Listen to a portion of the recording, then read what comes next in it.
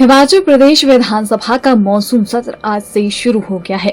सत्र 8 सितंबर तक चलेगा। विपक्ष द्वारा सरकार को घेरने की रणनीति तैयार कर ली गई है। सदन में कई मुद्दों पर चर्चा होगी। इसके अलावा सदन के पहले दिन से ही हंगामेदार रहने के भी पूरे आसार हैं।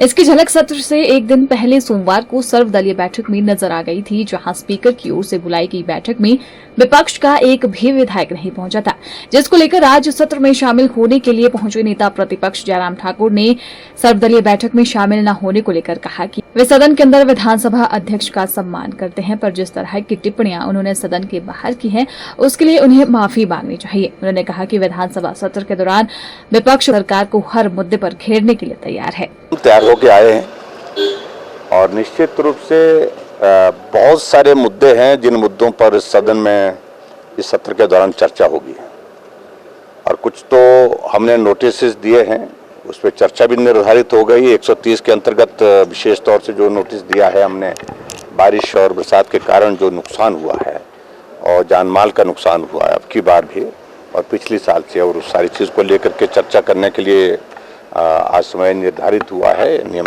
130 के अंतर्गत। और इसके साथ साथ में जो और भी मुद्दे हैं जिन मुद्दों को लेकर के हमने अपनी स्ट्रेटजी बनाई है और निश्चित रूप से उन सारे मुद्दों को लेकर के हम चर्चा करेंगे। कानून व्यवस्था बहुत बड़ा विषय है। कल मॉब लिंचिंग में वहाँ बद्दी में एक चौराहे पर सड़क पर ही पीट करके एक आदमी को, एक लड़के को तो जान से ही मार दिया और दूसरा जो है वो जिंदगी और मौत के बीच में पीजीआई में एडमिट है और गिरफ्तारियां भी उसमें बहुत कम अभी तक हुई है।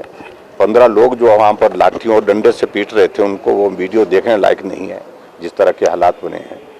और उसके साथ साथ में जो प्रदेश में जो भ्रष्टाचार है एक बहुत बड़ा मुद्दा है और कोई महकमा ऐसा नहीं रह गया जहां पर बड़े पैमाने पर, व्यापक स्तर पर और कुछ जगह राजनेता, कुछ जगह अधिकारी इन सारी चीजों में इन्वॉल्व हैं, जो चिंता का विषय है।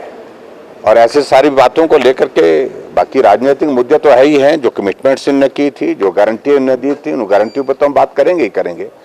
एक एक गारंटी से अपने आप ही मुकर गए। हम पहले ही कह चुके थे इस बारे में कि 10 जन्म में भी कांग्रेस इन गारंटियों को पूरा नहीं कर पाएगी। हमारी बात कही हुई गलत नहीं थी और आज उन्हीं बातों से मुकर रहे हैं। हालात नहीं है, अगर हालात नहीं है तो कमिटमेंट क्यों किए? चुनाव से पहले आप झूठ बोल करके लोगों को गुमराह करके जो है सत्ता हासिल करने के लिए, कुर्सी हासिल करने के लिए कुछ भी बोलते रहो और उसके बाद सत्ता आ जाती है, कुर्सी आ जाती है, उसके बाद आप मुकरते जाओ कि भाई आज की हालात नहीं है, आर्थिक स्थिति नहीं है। कर्मचारी आज महसूस कर रहे हैं कि भारतीय जनता पार्टी की सरकार के दौरान जो मांगा गया वो दिया गया।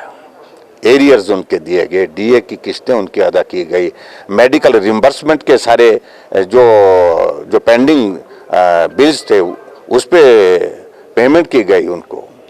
और आज ना उनको मेडिकल रिम्बर्समेंट मिल पा रही है, ना डीए मिल रही है। यहाँ तक के नौबत यहाँ तक आ गई है कि समय पर तनख्वाह देने के लाले पड़ गए। तो इन तमाम मुद्दों को लेकर के आज जो मुख्यमंत्री ने सारी बातों को लेकर के जवाब दो। जो मुख्यमंत्री कहते थे हम कर्मचारी हितैषी, आज ये उनके खिलाफ नारे लगाने वाले कौन लोग हैं? जो सचिवालय के बाहर लगातार पिछले लंबे समय से जो है वो हर रोज वहां पर नारे लगा रहे हैं अपने मुद्दों को लेकर के। और इसके अलावा बहुत सारे चीजें ऐसी हैं जिन बातों को लेकर के बात करने की मुझे लगता है कि जो गुंजाइश है उन पर हम बात करेंगे और सरकार को जवाब देना होगा। गलत कहा है, सर्वदलीय बैठकें पहले भी हुई है कई बार, एक बार ने अनेकों बार वो नहीं आए। और कल जो खासतौर से जो परिस्थिति बस नहीं आना हो पाया तो हम उसी तक ही सीमित थे। लेकिन अगर परंपराओं का जिक्र कर रहे हैं, परंपराओं की धज्जियां तो आप लोगों ने उड़ाई है, कांग्रेस ने उड़ाई है। इस बात को लेकर के बड़ा स्पष्ट रहें सरकार के।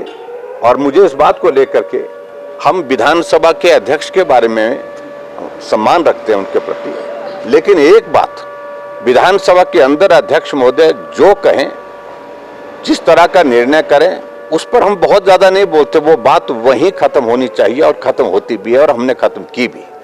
लेकिन विधानसभा के बाहर जा करके सार्वजनिक कार्यक्रम में अपने कुलीग्स के बारे में, अपने सहयोगी विधायकों के बारे में कहें कि 6 के सर कलम हो गए और 3 के आरी के नीचे है, इसके लिए अध्यक्ष महोदय को माफी मांगनी चाहिए। पहली बार से मुझे लगता है कि जितना लंबा सत्र होता है विपक्ष को अपॉर्चुनिटी मिलती है और उस अपॉर्चुनिटी को अवेल करेंगे।